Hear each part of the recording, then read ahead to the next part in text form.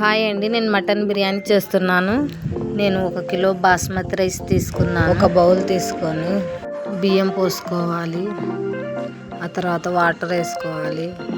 ఇవి 2 సార్లు బాగా కడగాలి.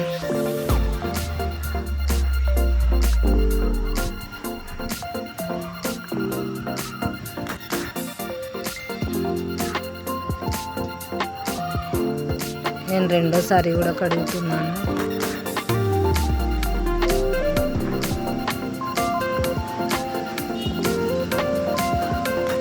మూత పెట్టి రైస్ ఉడికించుకోవాలి. కొద్దిగా కొత్తిమీర, కొద్దిగా పుదీనా, 2 టేబుల్ స్పూన్ల ఉప్పు వేసుకున్నాను. తర్వాత కొద్దిగా కుకింగ్ ఆయిల్. నాకైతే 80% ఉడికింది. నేను నీళ్ళు వంపేసుకున్నాను.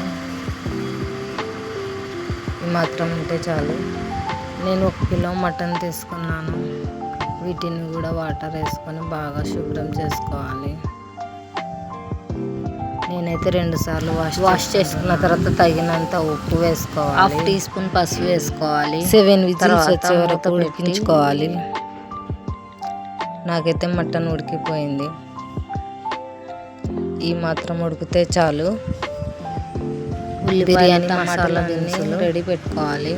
ఒక మిక్సీ జార్ తీసుకోవాలి. అన్నిటిని ఒకటొకటి వేసుకోవాలి.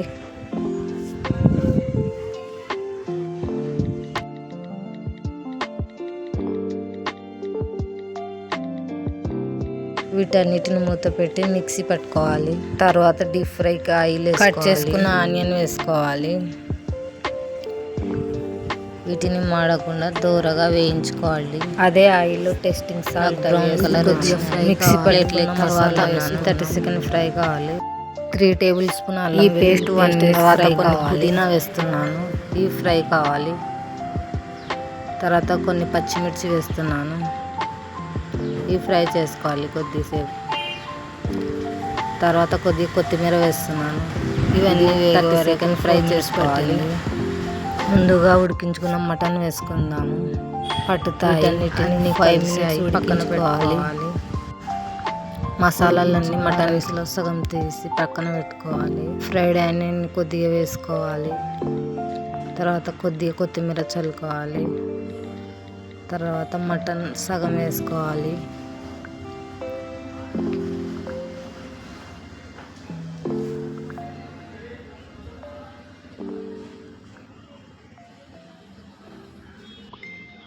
రెండో లేయర్ కూడా అన్నాన్ని వేసుకోవాలి.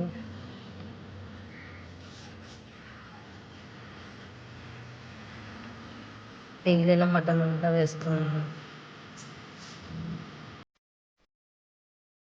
గ్యాస్ మీద పెట్టుకొని లో ఫ్లేమ్లో 5 మినిట్స్ దమ్ ఇవ్వాలి. మటన్ దమ్ బిర్యానీ అయితే బాగా వేస్తున్నాను. కొద్దిగా కొత్తిమీర వేస్తున్నాను. కొద్దిగా కలర్ వేసుకుంటున్నాను. మీకు ఇష్టం అయితే స్కిప్ చేయవచ్చు. సర్వ్ చేసుకొని నిమ్మకాయ జ్యూస్ వేస్తున్నాను. రైతా ఎప్పుడు బాగుంటుంది. మూత పెడుతున్నాను.